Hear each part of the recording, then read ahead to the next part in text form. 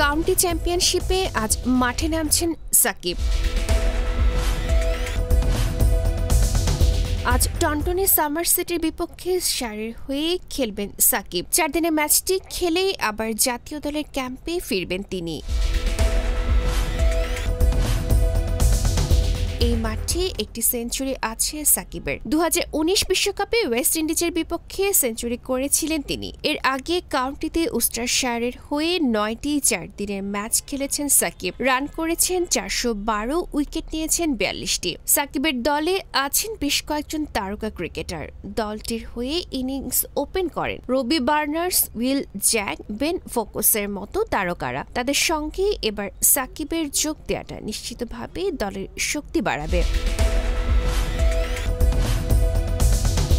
আগামী 15 September 2 test ও 3 টি-20 series খেলতে বাংলাদেশ দল ভারত সফরে যাবে। ইংল্যান্ড থেকে সরাসরি ভারতের সঙ্গে যোগ দেবেন এই অলরাউন্ডার। টেস্ট সিরিজে তার খেলা নিশ্চিত করেছে বিসিবি।